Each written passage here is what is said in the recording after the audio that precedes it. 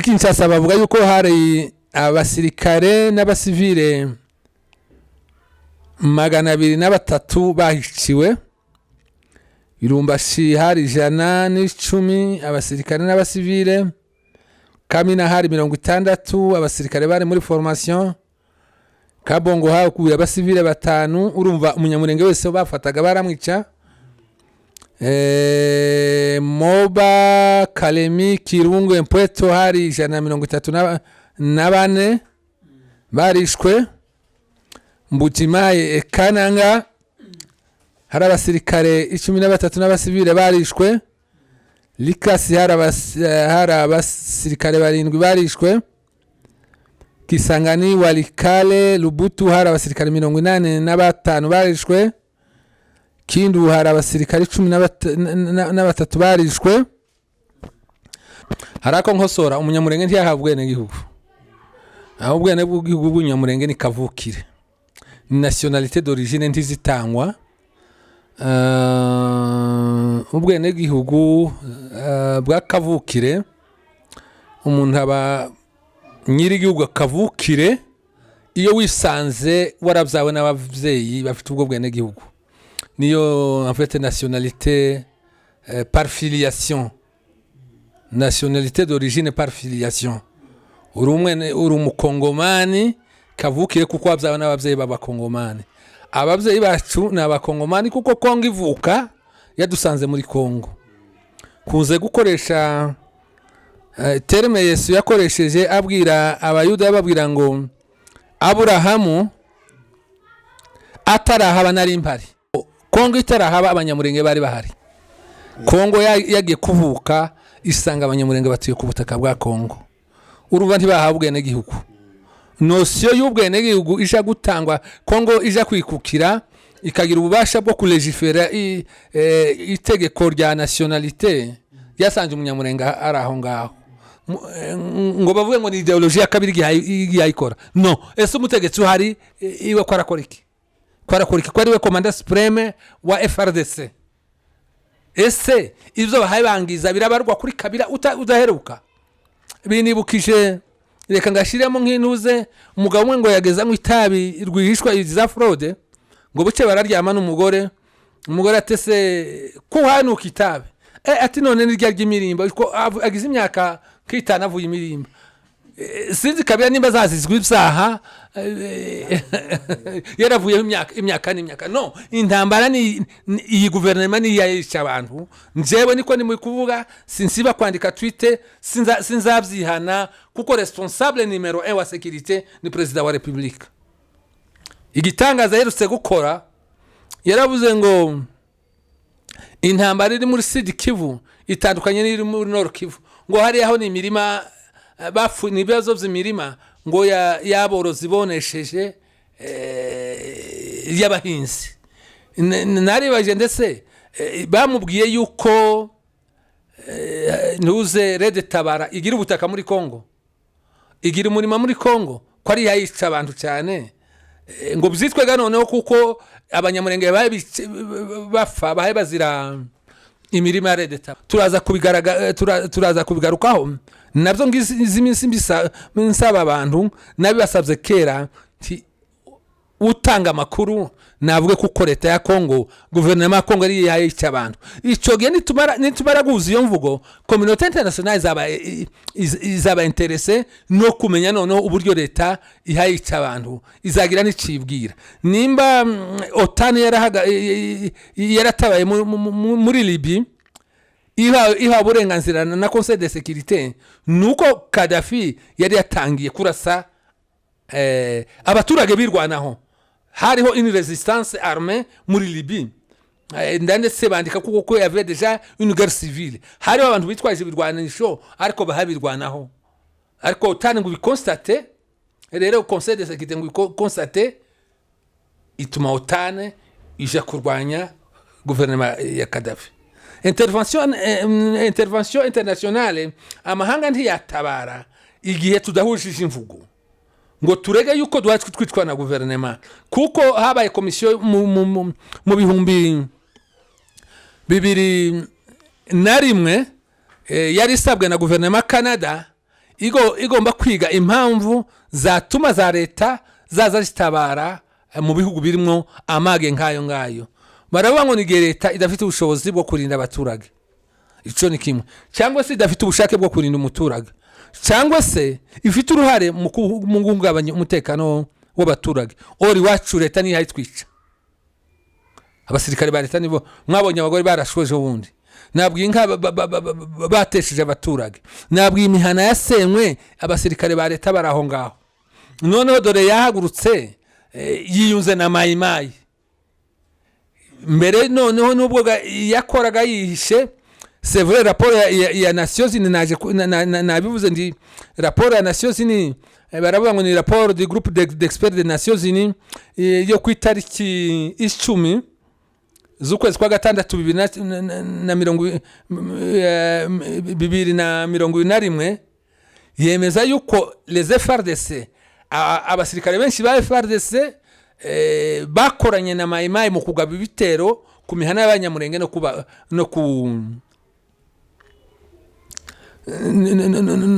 kubanyaginga cyane basuninya yuko Muhima we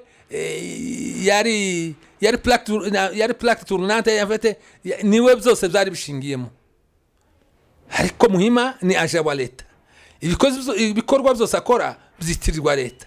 Ese igituma bigaragara yuko leta ibifite mu ruhare ari n'abari badutuka babitakwira bagaramye Kinshasa, gutuka umunyamurenge umuhindura umushitsi, umubeshera kuko yaje guca mu gihugu, umwita amazina ushaka muri Kongo, ndayango biza binezeza ubutegetsi. Kuko nimba ari incitation ntuze, hariho pacte international relatif aux droits civils et politiques, n'amasezerano mpuzamahanga arengera uburenganzira bw'ikiremwa muntu. Kongo yayiyemeje muri 71 ahana propagande en faveur de la guerre, ahana incitation à la haine ethnique na violence n'ibindi ngibyo. Ayo ni amasezerano Kongo igomba kubahiriza ku butaka bwayo, ariko gutuka umunyamurenge wamutukira muri kapitale waje no kuri RTNC Kinshasa, Kongo ntibihana. Kubera iki? Intambara dufite ni ya leta ya Kongo, ni ya guverinoma ya Kongo. Uzataka wese azataka avuga kuko tuhatwicwa na guverinoma ya Kongo kuva yatangira ireberera, nta leta izireberera umuturage yicwa ngo ureke kugira. Ni gute haba coalition amoko atatu aturusha ubwinshi, abafurero, ababembe, abanyintu, abavira binjiyemo, leta irebera tibuga tibariya bwoko bushobora gushira. Intambara ni ya leta ishobora gustozereza kuri genocide bien sûr, nubwo umugambi kwari uko kutwirukana mu Rwanda, batujana mu Rwanda sini wacu, nta mateka tugirana n'u Rwanda. U Rwanda basogokuruza bacu baciye kimwe n'abandi, ariko nta relation umunyamurenge agirana n'u Rwanda. Ni impamvu gusa bashaka zo kutwica batuvuza uburenganzira bwacu, ariko byose bishigikiwe na leta. Nje muri raporo mu bushakashatsi nakoze nandika igitabo, naravuze nti mayimayi niba aja ba leta n'abakozi ba leta, kuko leta tabara ari abakozi ba leta, kuko leta ntiratinyuka kuvuga ngo, ahubwo no mu mategeko mpuzamahanga birabujije gucumbikira umutwe witwaje irwanisho uzadestabilize ikindi gihugu. Ese nimba bibujijwe ko wacumbikira umutwe witwaje irwanisho uzacumbikira ikindi gihugu, biremereye gute gucumbikira noneho wica abaturage bawe wakagombye kurinda? Mu buryo leta izana Red Tabara ikayishira hariya, FNL ikayishira hariya, ikica umunyamurenge leta icecetse. None gitangaza communique ya FARDC yo kuri 12 ku kwezi kwa karindwi yajibeshe yuko Red Tabara ifatikanyije ngo na twirwaneho. Red Tabara yahise ibeshuruza muri communique yayo yo kuri 15 ukwezi kwa karindwi. Ejo bundi Kasereka nawe batera Kamombo kuri 15 yabeshe yuko twirwanaho ifatanyije na FNL. Hari communique yasohotse ku itariki 20 FNL ihakana yuko itifatikanyije na twirwaneho. Urumva leta ishakisha impamvu les alibi, impamvu za justification zituma umunyamurenge yicwa agatsembwa cyangwa se akirukanwa muri kariya karere. Intambara dufite ni ya leta. Njewe icyo ndi mu gusaba bene wacu kwita intambara nyirizina izina ry'ukuri. Nta ntambara ya mayimayi dufite, intambara ni ya leta ya Kongo yahagurukiye kwica umunyamurenge no kumwirukana hariya. Murakoze. Hanyuma tukira ngaho akantu bavuze uti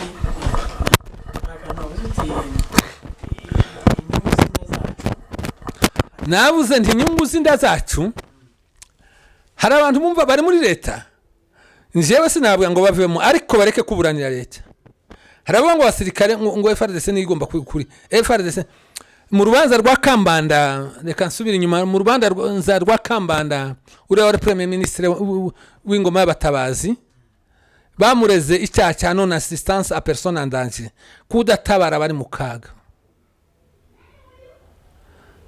Abacamanza baravuga ati no, ntawe uzusabwa kurinda ubuhaye yica. Sinzi ukunda abanyamurenge bari mu kuvuga ngo leta ngo niwe yakagombye kuturinda kandi yararebereye tidufite ububasha bwo kurwanya leta. Ico ndacyemera pe, sindi umugumutsi ariko ndukunda ngo dutabaza amahanga, kuko hari mfete nari mvuze komisiyo yasabwe na Canada yaje kwemeza yuko iyo leta idafite ububasha bwo kurinda abaturage, iyo idafite ubushake cyangwa se ifite uruhare mu kubica no guhungabanya umutekano wabo, communauté internationale izitabara sur base y'icyo bita responsabilité de protéger. Artupi mu cyongereza bayita ngo ni responsibility to protect. Icyadukiza gusa nuko twatabaza amahanga. Uruhare rwa leta rwo ruragaragara, ni byinshi twavuze. Yararebereye imihana isenywa, 97% y'ubutaka bw'abanyamurenge babwirukanyweho.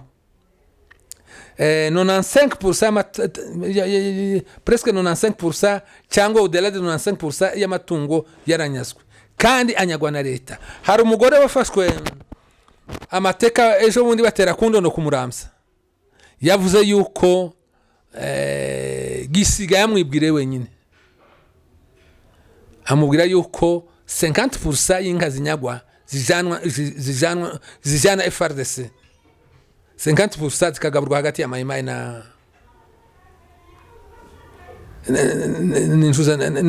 Red Tabara n'abari abarundi.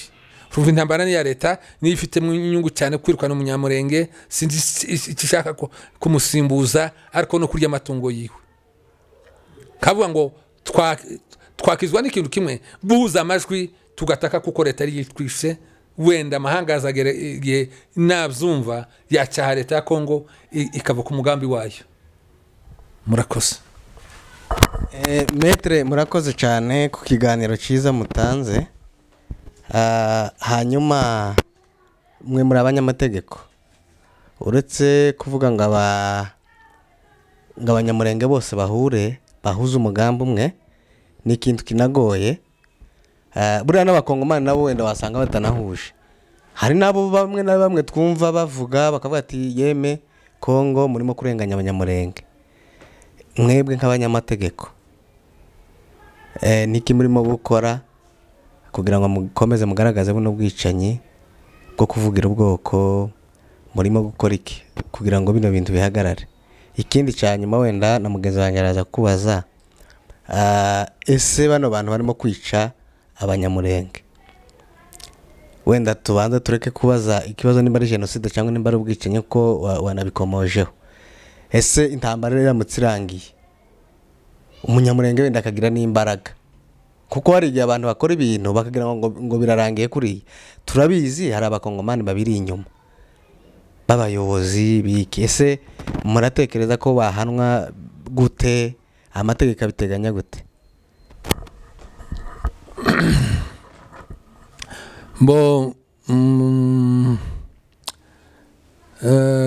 wenda mbaze ntangire kuri iki ngiki icyaha cyo dosiye azagikarifiya hakurikije azareba les circonstances uburyo icyaha cyakozwe akacita izina. Twavuze jenoside, reka dusobanure jenoside uburyo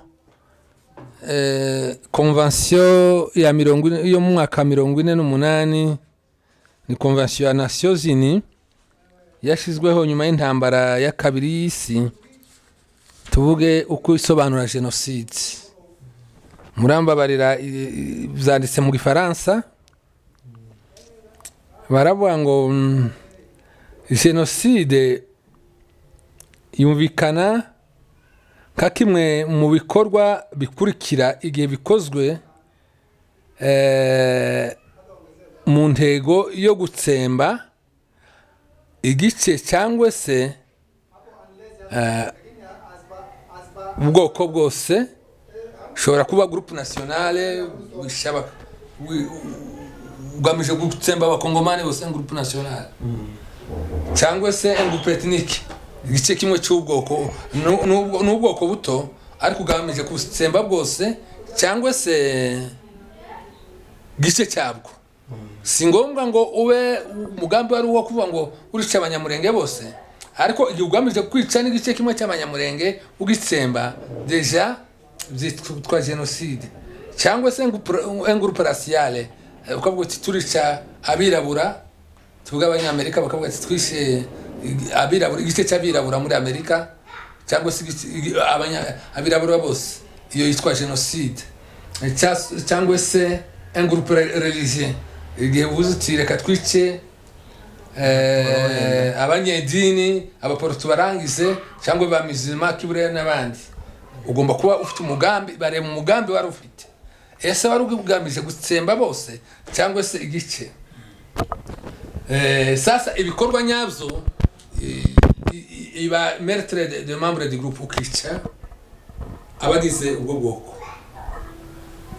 cyangwa se atteinte grave à l'intégrité physique ou mentale de membre du groupe, bakorera ibikorwa byangiza cyane imibiri yabo cyangwa se bihungabanya ibitekerezo byabo ariko mu mugambi wa jenoside.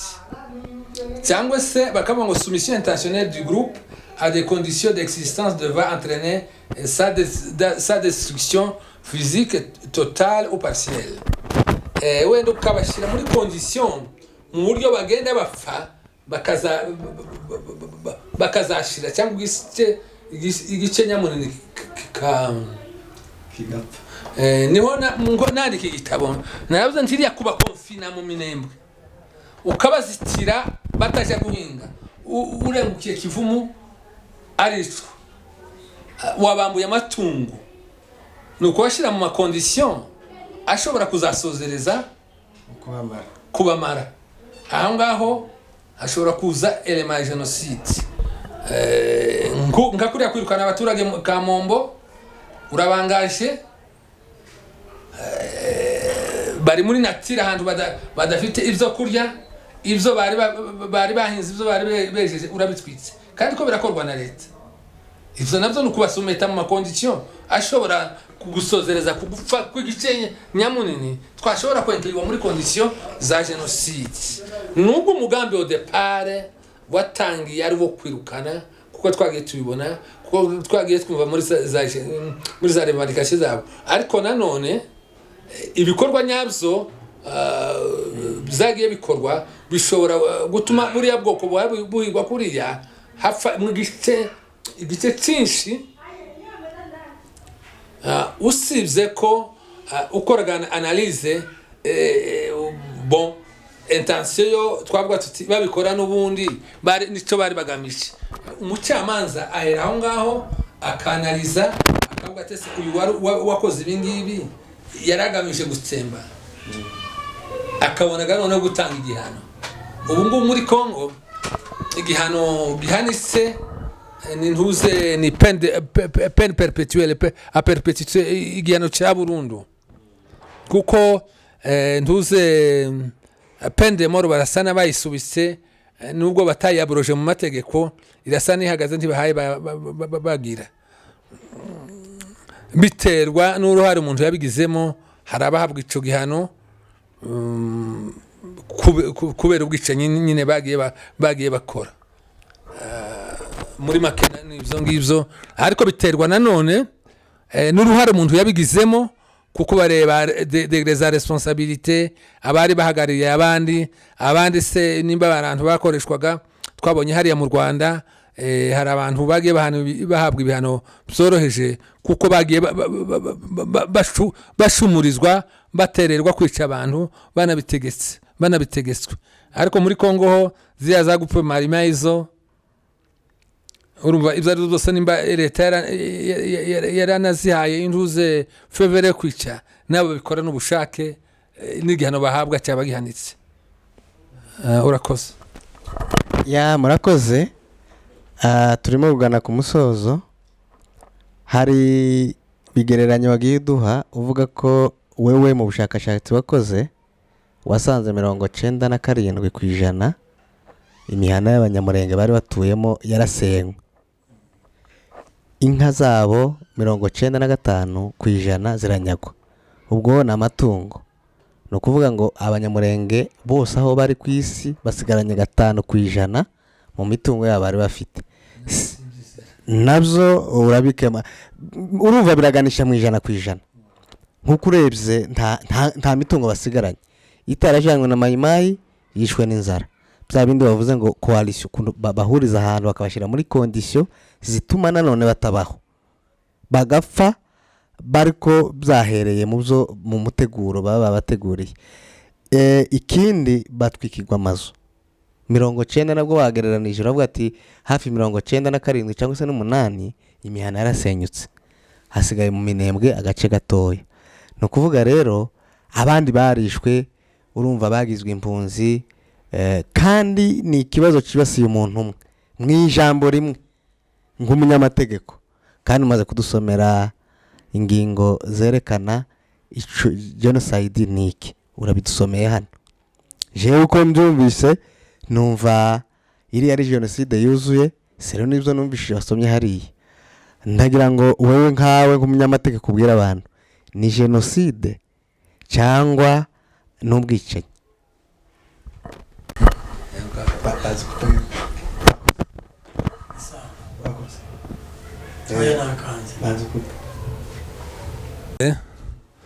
Urabona amategeko ni nka kuriya kwa Bibiliya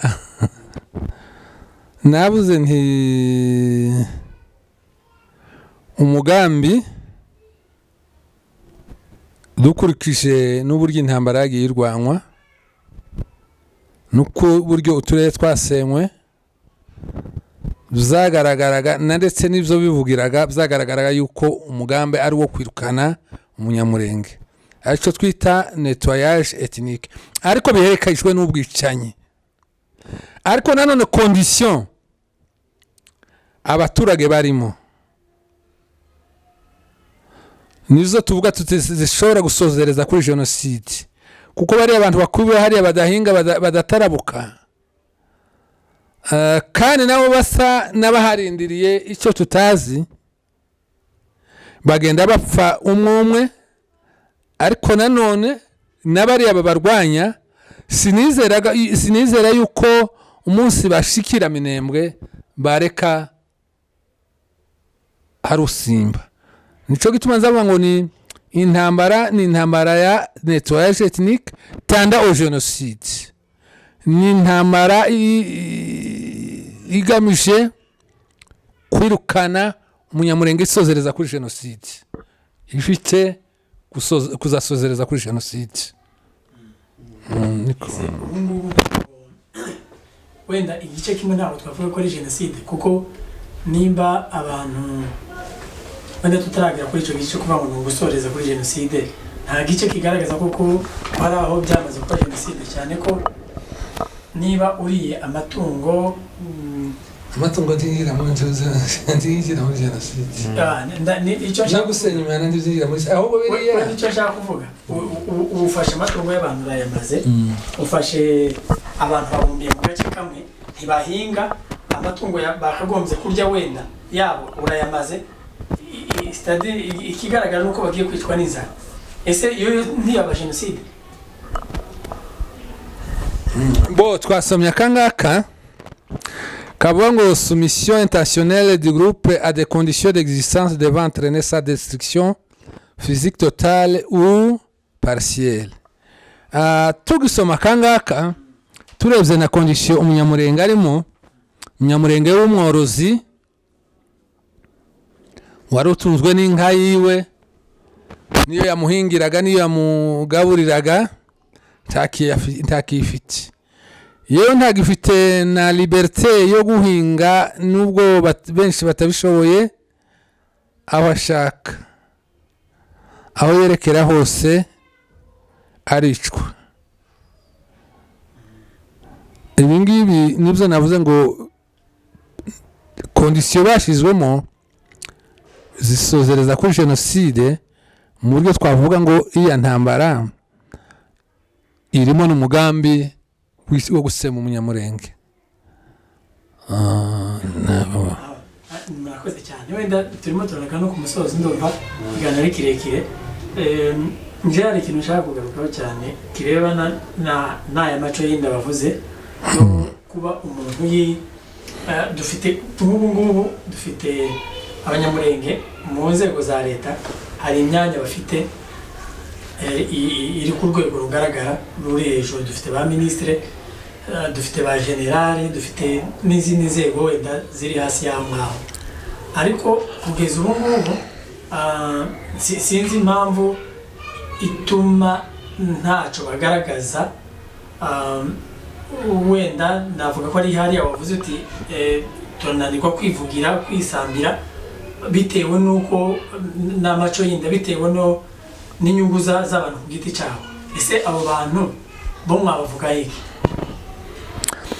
Bo njyewe iyo nkora analyse nk'abantu bari za Kinshasa bari mu butegetsi ntiwavuga, nubwo bashobora kudenonsa, ariko kuri noneho bigeze guhaguruka ukarega leta ukiyirimo, urumva kuko bitabahira, bashobora gufungwa bati uri inyuma y'ibihaye bikorwa byose. Wenda uwari kugira ubutwari yari gusohoka, surtout ko bari bafite na stati nyine politique sociale ibahesha izina ryo kugira n'uwo wabwira akumva, wari kuba intwari yari gusohoka. Ariko bigoye, ntababwira ngo uvuga yuko uri Kinshasa ngo udenonse yuko leta ya Kongo yari yayishe abantu batanamwishe bamufunga. Ariko se ubwo butwari bwo gusohoka kwa ngo defend inyungu z'ubwoko, ariko nkavuga kandi nti bon, kuba bamwe bakiri hariya si bibi nabyo. Icyo nkondana njewe abo ntayimfane ntayimfane société civile y'abanyamurenge. Société civile iyo itandukanye n'abanyepolitiki, ariko cyane cyane niziri hanze zakagombye gufata uwo mukingi wo kuburanira ubwoko, bagaragaza yuko tuhaye twicwa na leta ya Kongo. Ibimenyetso birahari, byari biyasanzwe, n'ubu ngubu noneho byo byagaragaye kuko gutora intwaro. Reka tubisubireho turangiza. Twavuze ngo mayimayi yasenye Mibunda irayirangiza, isenye icyo hagati irakirangiza imihana magana, isenye Indondo irayirangiza imihana magana ifatikanyije na Rede Tabara, isenya Rurambo ejo bundi irayirangiza, Mirembwe irayisenye irayirangiza. Leta ya Kongo ntizi ikibazo nibaza, ndetse leta ya Kongo ntizi ko iyo mihana yasenyutse. ese nimba yarasenyutse ni gute uno munsi yafata mayimayi ikayishora ngo nije guhiga umunyamurenge wahagaze ku muturage kugira ngo adapfa?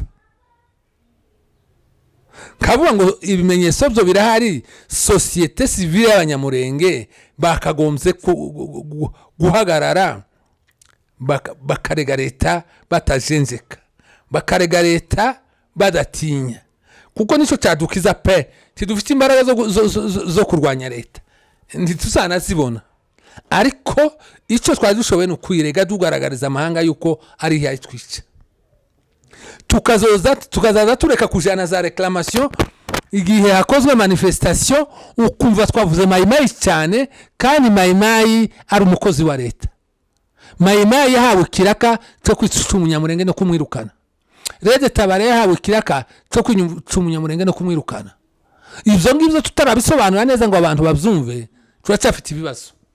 Nibyo ngewe ngize imyaka 2 mpaye ndwana nabo nganira nabo, ugasanga tibabyumva. Hari abigeze kumbwira ngo se ngo leta yaduhereye abantu akazi, niyo navuze nti amaco y'inda inyungu z'umuntu, kandi uriya munyapolitike bamuha akazi ku nyungu ku mpamvu za leta. Unareze leta ntibamwambura akazi kiwe. Ariko sinzi ibibazo dufite, barya baciye umugani ngo uruja kwica imbwa ruyiziba amatwi.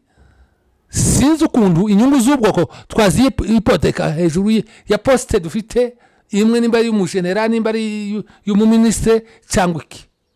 Ese ubwoko nibumara kurandurwa hariya bugashira, uwo mujenerali azaharara? No, yagiye yitwa umunyamurenge, izina ry'umunyamurenge nisiba hariya tazaharara. Izina ry'umunyamurenge nisiba hariya, ministre w'umunyamurenge ntazaharara, kuko icyo bamushireho kizaba cyavuyeho. Cyo gituma tutagakomeze gutinya kurega leta ya Kongo, niyo nyine intambara. Igitangaza nsubiremo nuko mayimayi yasenye umurenge ikamara, leta itaratinyuka kuyirwanya. Nuko Rede Tabara bahaye badutwerera, ari bo bayifite, ari bo bayishoreye. FNL badutwerera, ari bo bayifite. Ariko mu mpamvu zo kutwambika ishusho mbi kugira ngo babone ukuntu baturasa batumareho.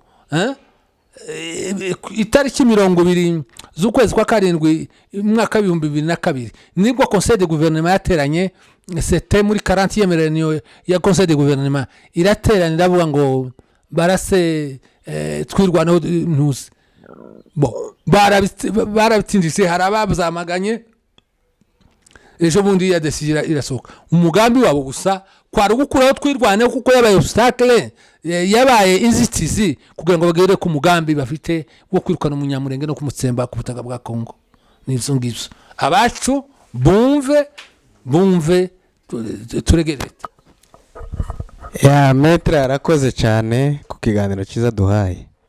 Hanyuma arimo gusaba societe civile y'abanyamurenge ko yahaguruka ikagira ikikora. Hari ahantu urimo kuvuga ngo yakomanga isaba cyangwa sirega leta ya Kongo. Ese ni hehe hasabwa? Kuko imiryango ni nyinshi cyangwa se ni mikeya, cyangwa se hari n'abatayizi. Ariko nimba hari yuzi, arangire bababwira ati leta ya Kongo yaregwa aha, kandi ubabwire n'ingingo bayirega, kuko nti muri kumwe tibagize hari analize ukwiye, bure analize ni nyinshi. Umwe ashobora kwanalize ukwiwe, undi akanalize ukwiwe, ariko selo analize yawe wabagira inama yo kurega leta ya Kongo iki. Ikindi cyanyuma, wavuze ko hari letre wandikiye nyakubahwa Perezida Kisegeti. Ese iyo letre nimba atari ndende cyane wayidusomera, nubwo yawe iri mu Gifaransa, ukayisoma kugira ngo n'abandi bumve icyo kirego cyangwa se iyo letre wabaramwandikiye. Murakoze cyane. Aho iri ni kure cyane, sinzi wenda iri muri za ntuza za archive iyo hirya, ariko iyo letre nayanditse maze kwandika igitabo ubushakashatsi nakoze, nagaragaje uruhare rw'intambara, abafite uruhare mu ntambara. Navuze uruhare rw'ababembe, nshingiye ku nzandiko nyinshi bagiye bavuga ngo bagiye kurwanya umunyamurenge kuko ntibemera kuko azagira komine ku butaka bwabo. ku ijambo rya mbere turaza kugaruka uruhare rwa leta kubundi ubutaka ni ubwa leta si ubw'umubembe. Umubembe n'umunyamurenge ni ba gestionnaire b'ubutaka mu rwego rumwe bose, ariko ababembe bakandika ngo komine ntizaka ubutaka bwa leta. Mwabonye n'ishano ryago y'isho bundi banira komine ku mpamvu zitafatika. Nakabazo kaje kuvuga ngo munsi ayanira yagiye kuvuga ngo ntiyaterera nabe abe ni bande abanyamurenge sabe cyangwa se abo yashimishije yica komine nibo biwe. Ikindi mvuga ngo nagaragaje uruhare rw'iya mitwe ya mayimayi, ariko nkunje gukonkura ndavuga nti imitwe ya mayimayi yagiye isenya inyaga yica leta irebera. Ndavuga ngo uruhare rwa leta hariya rwabaye rwo kurebera no guherekeza umugambi wo kwica umunyamurenge no kumwirukana ku butaka bwiwe. Urwo ni rwo ruhare rwa mbere rwa leta nanditse. Urwa kabiri uruhare rwa leta navuze ndi none barenze naho ngaho barasa abaturage batesha ibyabo, barashuka n'abaturage babakura ku murongo w'urugamba, bahamagara mayimayi iratwika. Ibyo narabyanditse. Icya gatatu ni uko leta yemeye abarundi bakaza ku butaka bwabo bakaba bica abaturage idashobora kubarwanya. Ibyo ngibyo nibyo nanditse mu magambo nk'atanu. Wenda uruhare rwa leta navuze nti uruhare rwa mbere ni ukurebera imihana isenywa, inka zinyagwa, abaturage bicwa ntimutabare. Uruhare rwa kabiri ni urw'abasirikare barashe abaturage babambura ibyabo mayimayi. Ni urw'abasirikare bakuye abaturage ku rugamba bahamagara mayimayi iratwika. Urwa gatatu nurwo kureba abarundi bahe bica abakongomani muzi ko bahari mugacetse kandi mudenonsa abarundi tumubarwanye ari bo barede tutabara. Urwo ni uruhare rwa leta kuko responsabilité principale ya leta ni ukurinda umutekano w'abaturage. Warubuze ingo uti ingingo ntayihari. Amfete n'ibyemezo byafashwe ni za resolution zafashwe mu rwego rwa commission bayita muri la commission internationale de l'intervention et de la souveraineté des États. Iyi komisiyo yagiyeho ku busabe bwa guverinoma ya Canada, ariko ibitegetswe n'uwari secrétaire général wa Nations Unies Kofi Annan. Imaze kwiga isanga hari impamvu zitatu zikubiye mu ijambo rimwe baravuga ngo lorsque ya juste cause, iyo hari impamvu y'ukuri yemewe, ibihugu amahanga ashobora gutabara kugira ngo arengera abahe bicwa. Iyo juste cause bayikuramo impamvu zitatu. Baravuga ngo ni igihe leta idafite ubushobozi bwo kurinda abaturage bahaye bicwa, bahaye barengana. Iyo ni impamvu ya mbere. Iya kabiri ni igihe leta idafite ubushake bwo kubarengera. Iwacu barabigaragaje, imihana isenywa ibahari baraceceka, ndetse baza no kugibigiramo uruhare. Nababwiye sinkomeza kubisubiramo kuko na Nations Unies muri raporo ya constate yuko FARDC na mayimayi bafatanyije n'abaturage mu kugaba rero bafatanyije na mayimayi kugaba ibitero ku baturage. Impamvu ya gatatu noneho ni igihe leta ifite uruhare mu kuhungabanya umutekano w'abaturage babica. Ibyo ngibyo mwabonye barashwe ejo bundi ngo bakoze city. Haba na kiriya kibazo cyo kuvuga ngo bazaza bafata abasore umusore w'umunyamurenge wese wabonye bakamufata bakamutransfera Kinshasa ngo ataze muri twirwana, bigamije kwa faiblissa kumara twirwanaho imbaraga. Ni kimwe n'ibindi byose ni ibikorwa bigamije gusenya twirwaneho biyimare, kuko twirwaneho yabaye intambamyi ku mugambi wa leta wo kwirukana umunyamurenge hariya. En fait ingingo bakwiyambaza n'intuza fete ni decision yafashwe n'amahanga ivuga ngo igihe leta idafite ububasha bwo kurinda abaturage. Ivyo byo tubikure mu kibazo cya Kongo. Leta ya Kongo ntiyabuze ububasha bwo kurinda abaturage, ariko igihe idafite ubushake yarabugaragaje. None igihe ifite uruhare mu guhungabanya umutekano wabo. Babisobanuye gutyo bagatanga imenyetso bakavuga ngo ahangaha bakoze ibingibi, bakoze ibingibi, bakoze ibingibi. amahanga yabyumva ndavuze ngo dutandukanye societe civile tureka umusirikare we nta musirikare iyo yavuze ijambo baramufunga ngicyo titubahete imvana uri muri politike ntiyage nabo hari uriya mwanya banabuvuyemo no munsi bavuga bati abanyamurenge bose bagumbutse hari cyo badufatiye ariko societe civile nihaguruke irege leta ya Kongo ko ariyo yayica abaturage ariyo nyiri intambara kuva yatangira kugeza kuri no munsi murakoze soza cyane mu barangire aho iyo societe civile yarega he Nations Unies en fait mbo muri Nations Unies harababwira ngo se ngo oya nibarega ubwabo babaye ni bubandurugi niko baci umugana abanyamurenge bazangwa ni bubandurume kandi nguse kubura n'imfuzi zisinzi ko bazangwa ngo ayishira imbere nibahaguruke bonyine bagende tibategereza raporo za Nations Unies rero ko bazifite zibafasha zemeza yuko leta abasirikare ba leta noneho barwana na Maimai gutera abanyamurenge bakwitwashije n'izo raporo za Nations Unies nibarege muri Nations Unies nibarege muri Union Européenne nibarege kuri kuntuze ibihugu byose bikomeye cyane cyane les 5 pays ibihugu bitanu bifite imyanya ihora muri Conseil de sécurité kuko ubutabazi bw'amahanga buturuka muri decision ya Conseil de sécurité Etats-Unis igomba kubyumva France igomba kubyumva Angleterre igomba kubyumva n'Uburusiya n'Ubushinwa bugomba kubyumva izo ni ibihugu bigomba kubugwabwa raporo yibihaye bikorwa bakabereka imihana yasenywe bakabereka imibare estimative y'abantu bishwe bakabereka intuze amatungo yanyazwe kandi bavuga bati ibyo ngibyo leta yabigizemo uruhare none iki kibazo cya Kamombo na coalition noneho ya leta na Maimai barya bicanyi ruharwa basenye umurenge bakamara none nibo babaye intuze hari akantu nabonye umusirikare avuga ati njewe nakijwe na Maimai kuko ni bagenda batwereka n'inzira sino mba naragwe Kamombo muri izi ntambara za none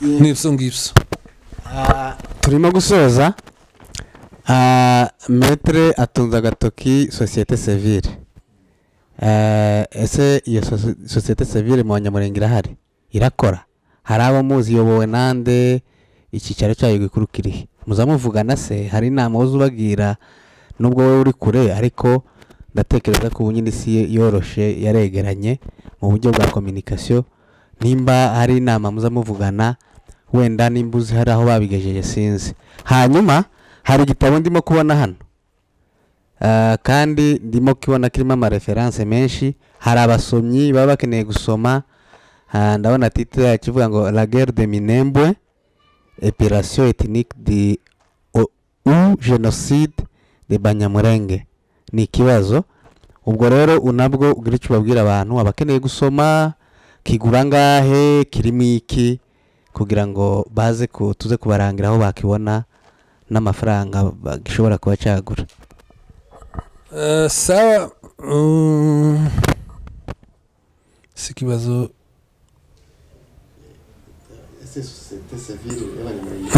societe civile irahari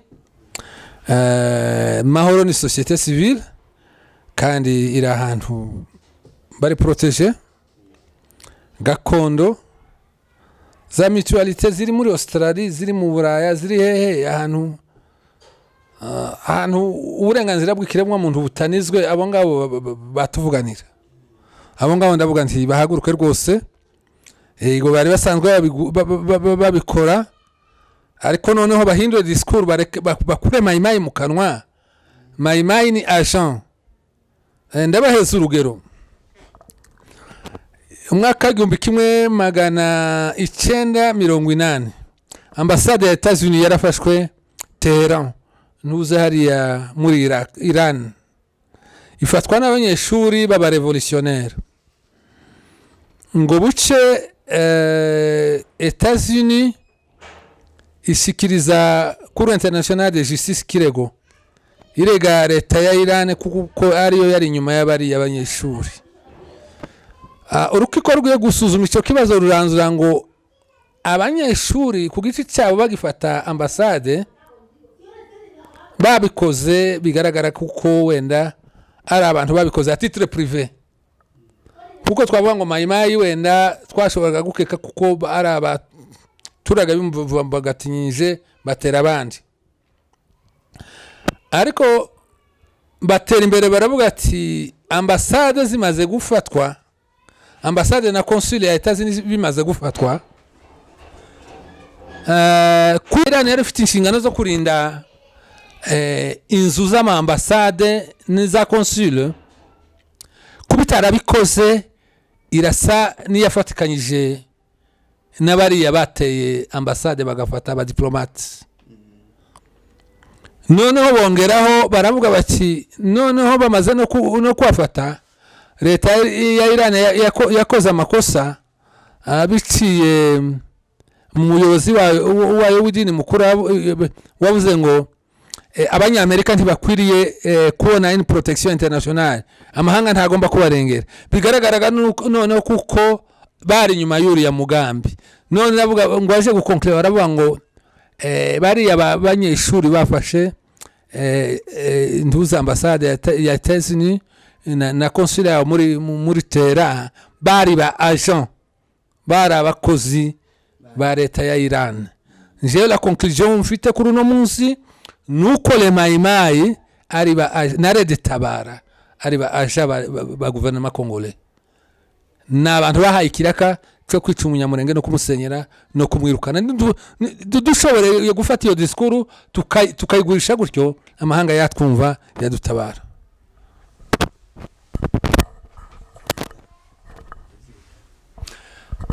Nawe igitabo cyitwa La guerre de Minembwe, opération ethnique au génocide Banyamurenge, nibazaga nimba ari génocide cyangwa se nimba ari yo kwirukana. Nahere ku bimenyetso nsanga umugambi wari wo kwirukana, ariko les conditions narabivuze, les conditions bashyira mu baturage ushobora kugushiriza kuri génocide, n'ubundi bagenda bapfa urusorongo, ndetse na état d'esprit ya mayimayi bagize iminsi mu ntambara bibwira ngo bari kurangiza ikibazo cyo kwirukana umunyamurenge mu kwezi kumwe, mezi abiri, bagize imyaka 4, kavuga nti munsi babagwa gitumo babatsemba. Ndavuga nti ni intambara opération ethnique isozereza kuri génocide. Igitabo kiri hano, wagikenera yambwira nkigurisha hano ku mpunzi mu Kenya, ngitangira amafaranga 1000, ariko kuba hanze arugikuye hano akishura ntuze poste ngimuhera 1500 muri makenibso. Sawa, reka tumushimire Maître Oscar ku kiganiro cyiza aduhaye, ndetse n'inama ikomeye kandi izafasha benshi cyangwa se ubwoko bwacu. Turagushimiye kandi mukomeze namwe muvuganira ubwoko, kuko nimwe mujijutse, nimwe mwize bino bintu bijanye n'amategeko n'igikorwa muhita mukimenya, mukavuga ati ikintu gikorwa icisha inyuma niki bimeze gutya.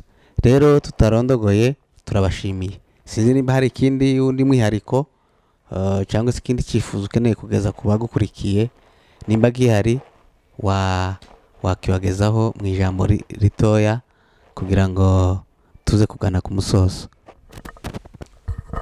Icyifuzo nta kindi, wenda no gutanga mpore ku bwoko bwacu no kubihanganisha ku byago dufite, ariko mbabwira ngo nta joro ridaca,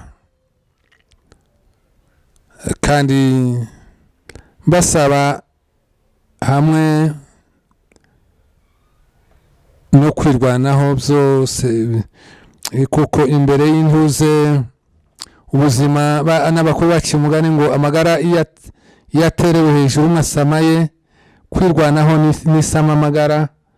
Nubwo leta yahagurutse kwirwanaho, nta yindi shwa dufite, ariko hamwe n'Imana no gusenga Imana, mbizeza yuko Imana izaturengera, ifite imbaraga ziruta izo tureba. Nkaba ndangije vuga ngo bihangane kandi bakomere. Murakoze, nabashimira kuko mwadusuye muri iki kiganiro. Ibitekerezo byacu nibyo ngibyo, nabo tuganira nibyo ngibyo tubabwira. Murakoze.